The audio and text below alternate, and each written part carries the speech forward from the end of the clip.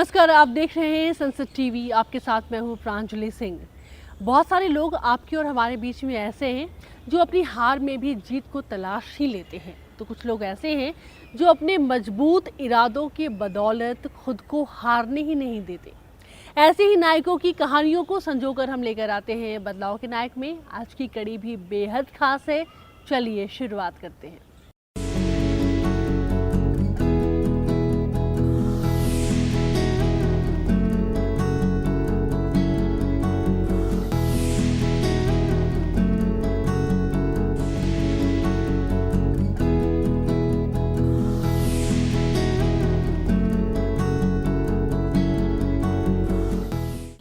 देवेंद्र झाझड़िया भारत के double Paralympic में स्वर्ण पदक जीतने वाले एक ऐसे खिलाड़ी जिन्होंने अपनी अद्भुत क्षमता से दुनिया को रूबरू कराया।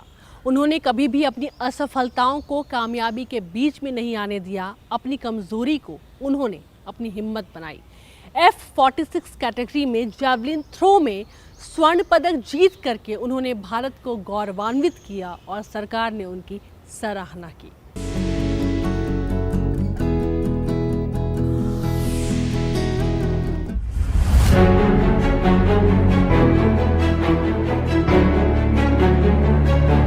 देवेंद्र झाझड़िया भारत के इकलौते ऐसे खिलाड़ी जिन्होंने 3 पैरालंपिक्स में भारत को पदक दिलाए।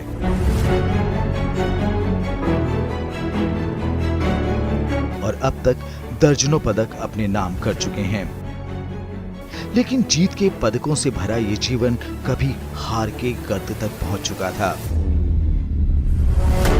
देवेंद्र महज 8 साल के थे जब उन्हें बिजली का करंट लगा। इस हादसे में उनका एक हाथ चला गया। वो लंबे समय तक बिस्तर पर रहे।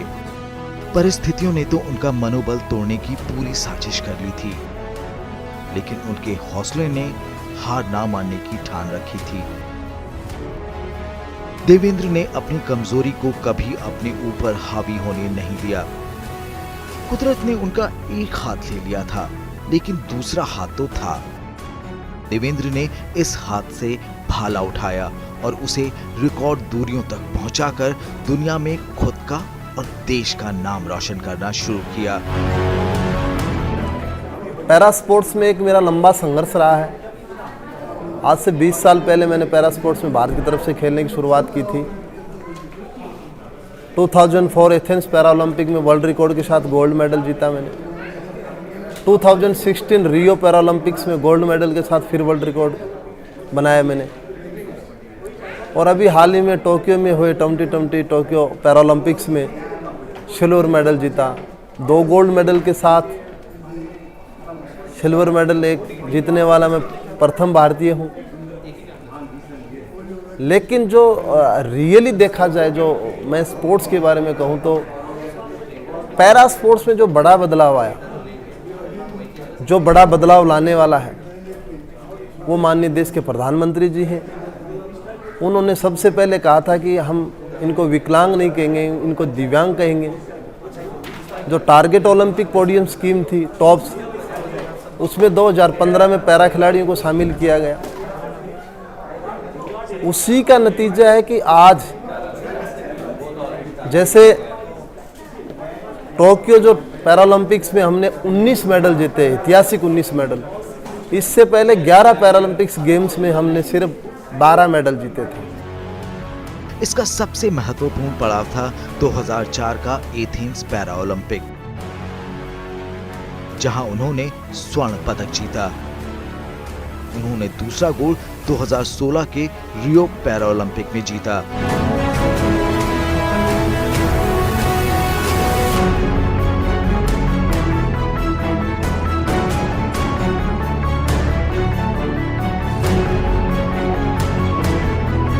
दो 2020 के टोक्यो पैरालंपिक में भी उन्होंने रजत पदक जीता। तो मैं इतना कहना चाहूँगा कि जब जाने से पहले हमसे जो माननीय प्रधानमंत्री जी ने बात की और हमें हौसला दिया, उसी हौसले के साथ हम टोक्यो गए और उसी हौसले के साथ हमने मेडल जीता। उसके बाद जब हम वापस इंडिया में आए और जो हमारा प्रधानमंत्री जी ने जो स्वागत किया, उसको हम लाइफ टाइम में कभी भी नहीं भूल सकते। देखा जाए तो यही बदलता हुआ भारत है, यही स्पोर्ट्स कल्चर डेवलप हो रहा है देश में। सरकार ने उन्हें हाल ही में पद्म भूषण सम्मान से भी सम्मानित किया। बाधाएं तो हर इंसान के सामने होती हैं, बस उसे विकल्प चुनना होता है। उनसे हार माने या फिर देवेंद्र झाझड़िया बन जाए।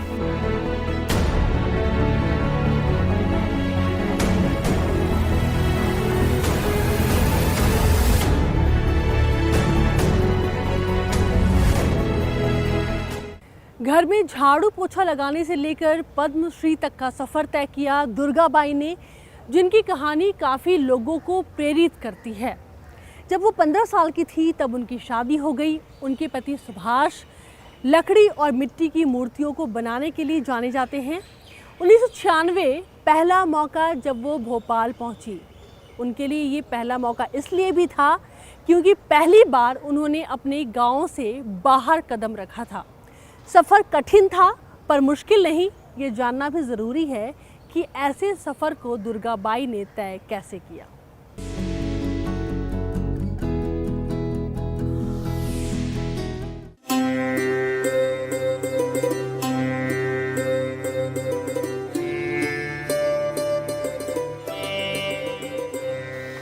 मध्य प्रदेश के डिंडोरी के छोटे से गांव की रहने वाली दुर्गाबाई व्योम कभी स्कूल नहीं गई, लेकिन कला के दम पर उन्होंने देश में अपनी एक खास जगह बनाई है। दरअसल दुर्गाबाई को आदिवासी कला को एक नई ऊंचाई देने के लिए हाल ही में पद्मश्री पुरस्कार से सम्मानित किया गया है।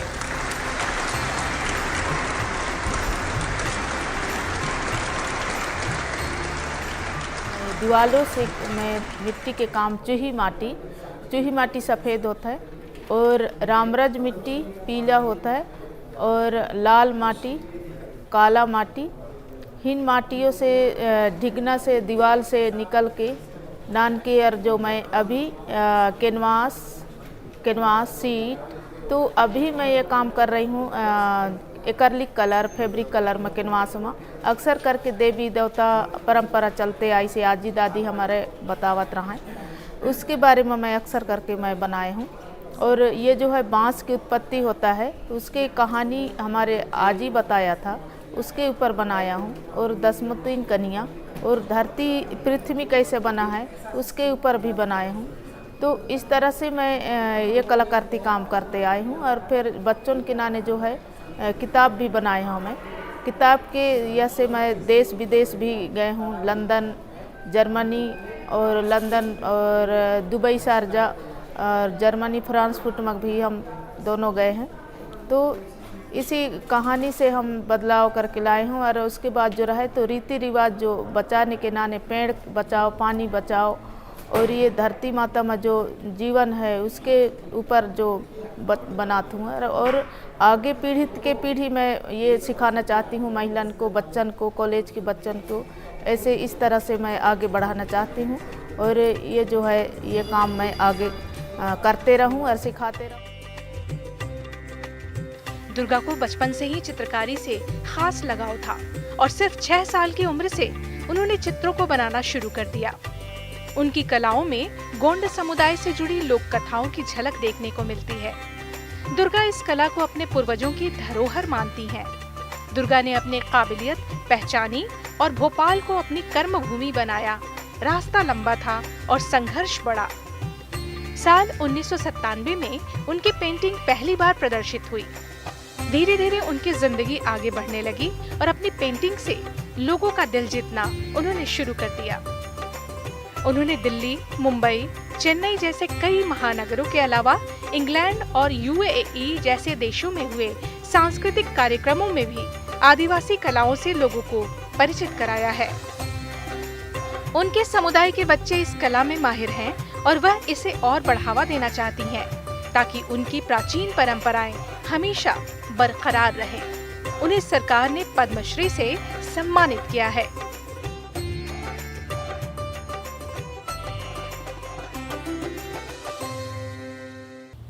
बदलाव के नायक में यहाँ पर वक्त है एक छोटे से ब्रेक का। ब्रेक से जब लौटेंगे तो आपको मिलवाएंगे एक ऐसी महिला से जिन्हें अपने देश यानी कि भारत को छोड़ने के बाद एहसास हुआ कि स्वदेश का प्रेम तो स्वदेश का ही होता है। वो यहाँ पर वापस लौट करके आई बहुत बड़े बदलाव के साथ। ब्रेक के बाद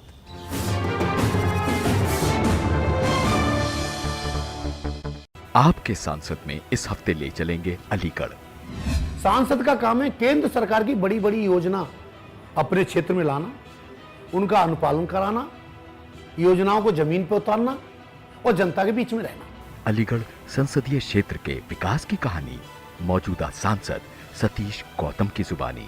शुक्रवार शाम 7:30 बजे सिर्फ संसद टीवी पर।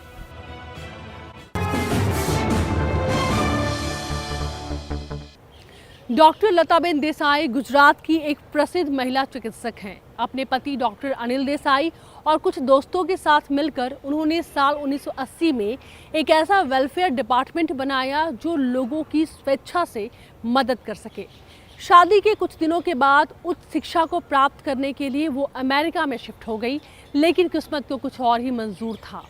वो महात्मा गांधी और स्वामी विवेकानंद के विचारों और उनके कार्यों से इतनी प्रभावित थी कि बहुत दिनों तक दूसरे देश में नहीं रह सकी, स्वदेश लौट पाई और यहाँ पर आकर उन्होंने एक बहुत बड़े बदलाव को हम सब के सामने रखा। उनकी सराहना पूरे देश में हुई, उन्हें पद्मश्री से सम्मानित किया गया। क्यों, देखिए हमारी इस खास रिपोर्ट में।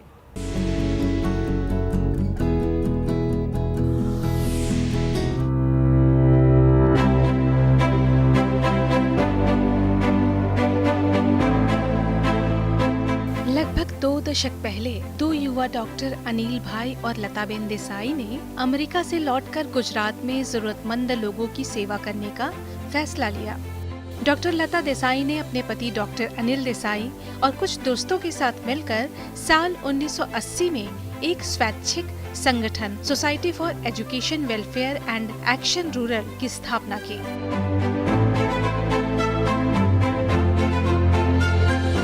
स्वामी विवेकानंद जी ने बताया है कि शिव ज्ञान से जीव सेवा। दरेक जीव में शिव है, भगवान है, ऐसा समझकर उसकी पूजा करते हैं। ऐसे करना, पूजा में तो हम ठीक ठाक सब करते हैं, तो ऐसे ही सेवा करना। जो गरीब लोग हैं उसके भी ऐसे करना के ना।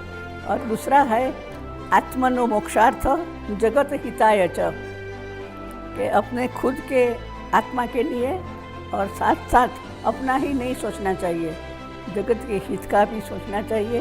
ये जो हमारा वो मूल्य है हमारे संस्था में। और हम संस्था में तो गरीब लोगों के लिए काम करते हैं, लेकिन जो साथ में काम करने वाला है ना, सभी उसके विकास हो सके ऐसा ध्यान देते हैं। आज यहाँ लगभग 40 गांव मोतियाबिंद मुक्त है। इनके कार्यों की वजह से शिशु मृत्यु दर के क्षेत्र में कमी आई है, जो एक बड़ी उपलब्धि है। 75 बेड के इनके अस्पताल में आसपास के गांवों के गरीब आदिवासी मजदूर इलाज के लिए आते हैं। डॉक्टर लताबेन देसाई ने इस क्षेत्र में अंधविश्वास मिटाने में भी काफी काम किया है। इतने साल में कई 27 लाख लोग की सेवा की है। इसमें जो हॉस्पिटल में जो दाखिल होते हैं ना, उसमें 70-80% फ्री ऑफ चार्ज। और हमारे गुजरात गवर्नमेंट में जो एडमिसेबल एक्सपेंडिचर होता है उसका ग्रांट मिलता है, तो करीब 25-30% ग्रांट मिलता है। और दूसरा तो हम वेल विशर से डोनेशन, हमारा काम अब हो गया तो डोनेशन मिलते रहते हैं, डोनेशन से चलता रहता है। और जो गरीब लोग हैं ना, उसकी बात करो तो उसके आशीर्वाद, मौन आशीर्वाद, जो गरीब लोगों की सेवा कर रहे हैं उनका मौन आशीर्वाद हमको मिल रहा है। जब हम उसको दवाई और अच्छा हो जाता है तो वो हमारे जैसे थैंक यू नहीं बोल सकते। वो क्या करते हैं, हम देखते हैं, वो ऊपर देखते हैं आकाश की तरफ और भगवान को माने के प्रार्थना करते हैं कि ये लोग का अच्छा हो, कल्याण हो, ऐसा हमको लगता है।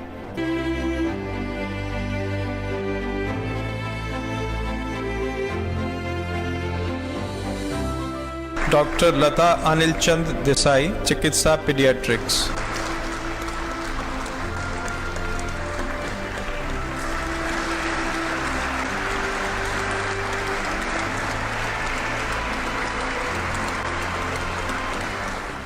अब्दुल खादर इमाम कृषि यंत्रों के आविष्कार करने वाले एक ऐसे वैज्ञानिक जिन्हें पद्मश्री से सम्मानित किया गया है। अब्दुल खादर एक ऐसे इनोवेटर हैं जो कि कृषि यंत्रों को अलग अलग नज़रिए से देखते हैं और आविष्कार भी करते हैं, पर इनके आविष्कार थोड़े अलग भी हैं और रोचक भी। जैसे उन्होंने एक ऐसी मशीन बनाई है जिससे इमली और बीज दोनों बहुत आसानी से अलग हो जाएं, और हमें सबसे अलग लगा इनका वाटर अलार्म, क्योंकि ये उन लोगों के लिए अब्दुल खादर ने बनाया है जिन्हें सुबह देर तक सोने की आदत है। देखिए हमारी ये खास रिपोर्ट।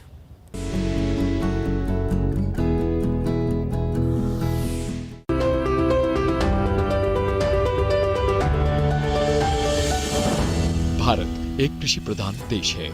बावजूद इसके आज भी हमारे देश में कृषि से जुड़े आधुनिक उपकरणों की कमी है, जो काम मशीन आसानी से कर सकती है। कर्नाटक के धारवाड़ जिले के रहने वाले अब्दुल खादर इमाम नातकिन ने किसानों की ऐसे ही कुछ मुश्किलों का हल निकाला है।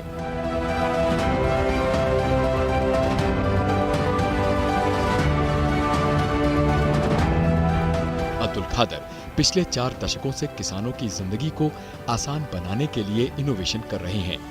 इनके प्रमुख नवाचारों जैसे इमली के बीज को अलग करने का उपकरण, जुताई प्लेट बनाने की मशीन, बीज और खाद drilling machine, water heating boiler, स्वचालित गन्ना बुआई ड्रिलर और व्हील टिलर की दुनिया भर में तारीफ हो रही है।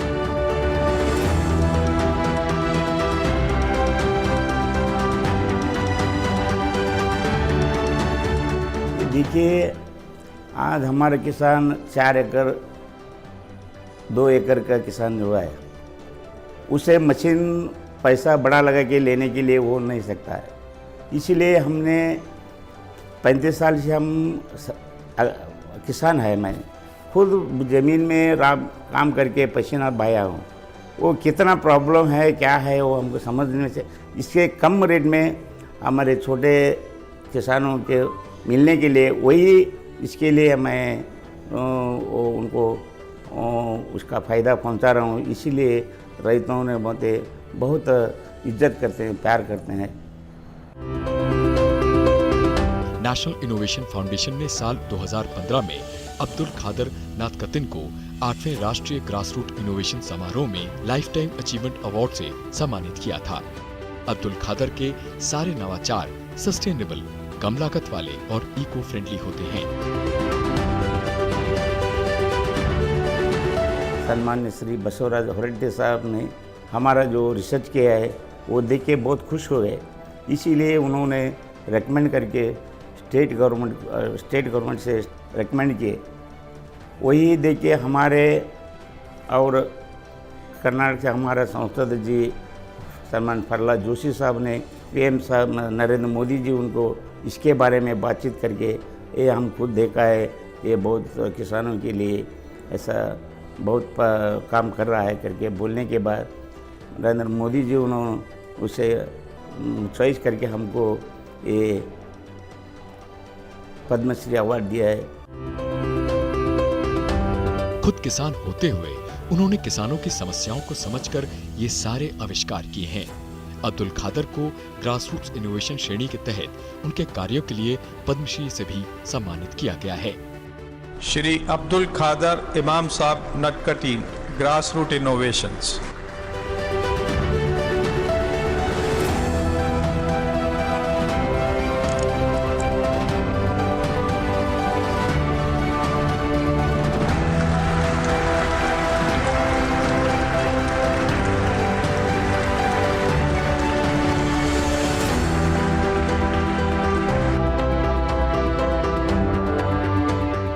आज के लिए बदलाव के नायक में इतना ही। इस वादे के साथ कि अगली बार आपसे होगी दोबारा मुलाकात।